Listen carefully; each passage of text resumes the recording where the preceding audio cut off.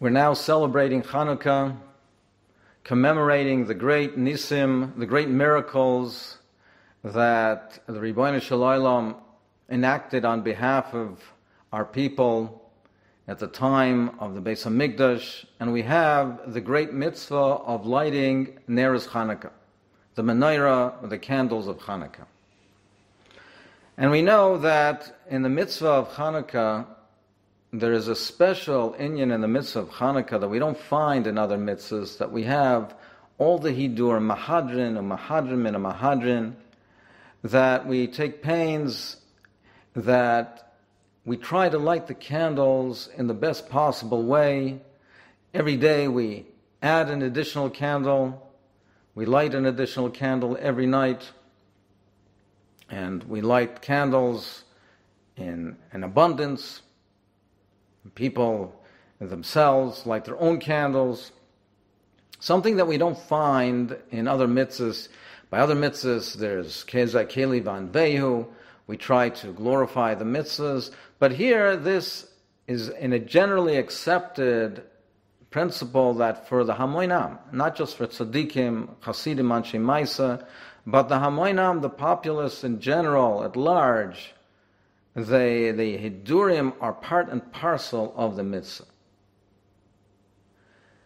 There seems, however, to be a contradiction in the mitzvah of Neres Chanukah, because on the one hand, we light the candles with all the hidurim and try to light it in the best possible way, but there's also halacha of kafsa ein zakakla, that if by accident the candles were blown out, we do not have a mitzvah even l'chadchila, of relighting the candles. Now, on the one hand, we want to be mefarsim the nes, we want to publicize and glorify the nes of Chanukah, and we light it in abundance in the best possible way. And on the other hand, if the candles are extinguished by accident, we don't bother at all to relight them.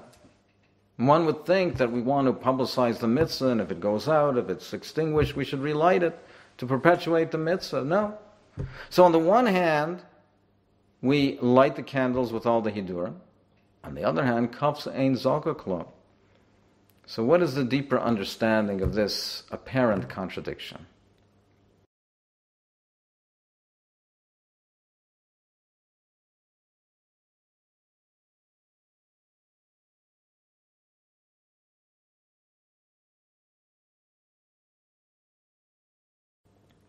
We know that on Chanukah, the Kriyas HaTorah relayed from the Parshas of the Torah, the Chanukah Sanasim.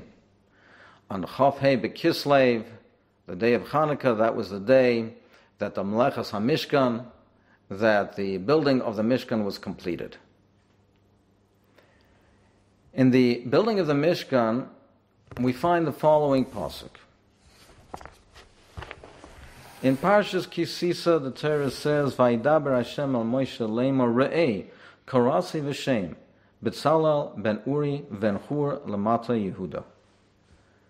The pasuk says, "Re'ei, behold, look, I called B'Tzalel." What is the meaning of re'ei? What are we supposed to take note of? And in Parshas Vayakel, it says a similar lashon re'u. Behold, what is this that we're supposed to take note of re'ei, to see?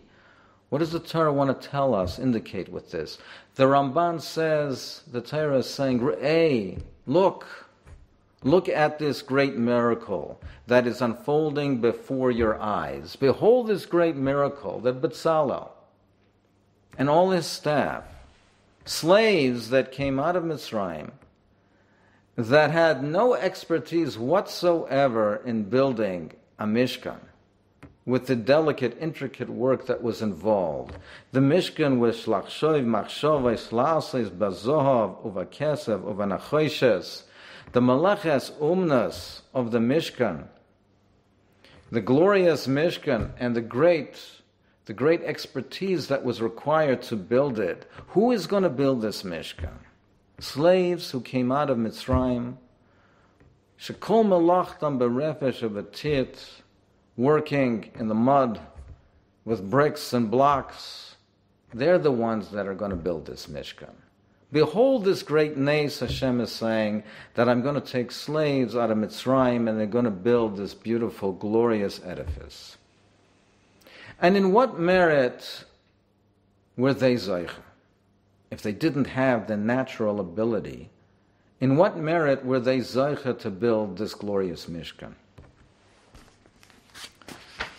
The Pasuk says, "V'ani hinei nosati ito yes Eliyav ben Achisamach lamate Dan, uvelev kol chacham lev nosati chachma, v'asu es kol asher tzivisicha." The Pasuk says, "Uvelev kol chacham lev nosati chachma." To who will I give this wisdom? To whom will I give this skill? Hashem says, Uvalev kol chacham lev. I will give this wisdom, I will give this ability to a chacham lev. Betzalel, Oliyav, they were chachmei lev, and that's why they were zeicha. Now, what is a chacham lev? The pasuk in Mishlei says, Chacham lev yikach mitzvahs ve'avils v'sayim yilavet. Mishlei Yud pasuk Ches. Chacham lev yikach mitzvahs.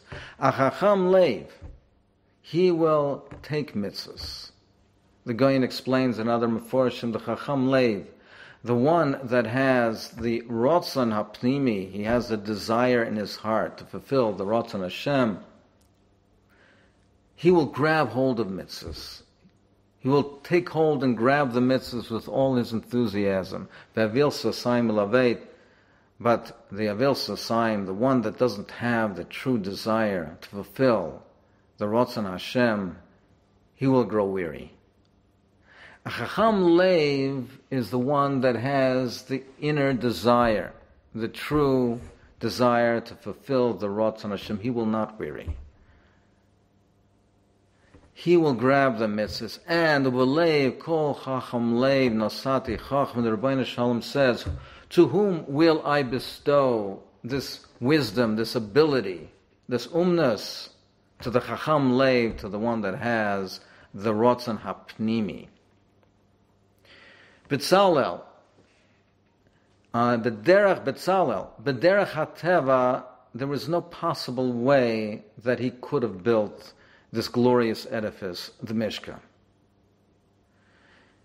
With his natural abilities, this would never come to pass. But he had the rotzon, he had the inner desire to fulfill the wishes of Hashem, to carry out the rotzon Hashem. Hashem gave him a matana. Hashem gave him this ability to build a Mishkan because he was a chacham lev. So even though b'derech hateva, he could not have carried this out, but Hashem bestows miracles to those who want to, in their whole heart, fulfill His rotzon.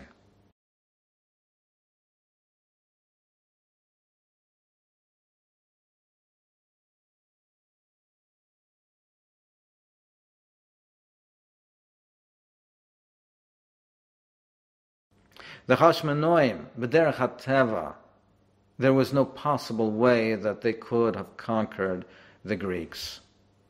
B'derech hateva, there was no possible way that this one small pach of shemen could have lit and lasted for 8 days. But the Chashmonoim, with their whole heart, and b'mesiras nefesh, literally, had the desire to fill the rotzon Hashem, to have the Beis HaMikdash b'kedusha b'tahara, to light the candles lechatchila in the best possible way b'kedusha b'tahara, and Hashem bestowed the miracle to those who wholeheartedly want to carry out His rotzon. And so therefore we light the Chanukah candles, we light the menorah, in the same way that the Chashmonoim, that they were Oved Hashem. It's not in our hands to carry out the results. And the future is not ours. We cannot be responsible to know what will happen. It is our responsibility to wholeheartedly, b'chol leiv v'nefesh, be Oived Hashem. So we light the candles, Dafka, the menorah of Chanukah, with all the Hidurim, Mahadrin and Mahadrim and Mahadrin in the best possible way we can, in the greatest way of Pirsum and Nisa. But the outcome is in the hands of Hashem. So we light the candles, Ishu Beisai, B'chol Hidurim, but Kovsa Ein Zaka Klo. We demonstrate that we're Oived Hashem wholeheartedly, even though the outcome and the results we acknowledge and know is not in our hands. But we're Boiteach in Hashem. We have full trust and bitachon in the Rebbeinu Shalom. And she'osa nisim la'vaiseinu bayamim ahem bazman hazeh. And just as in those days, the Rebbeinu Shalom bestowed miracles, nisim, la'vaiseinu, who were Oived Hashem wholeheartedly, be'emunah bitachon, she'osa nisim la'vaiseinu bayamim ahem bazman hazeh. We also have the bitachon that if we carry out His wishes, b'leiv sholem, b'leiv v'nefesh, b'chol harotzen, that we too will merit the great miracles in our days. Amen.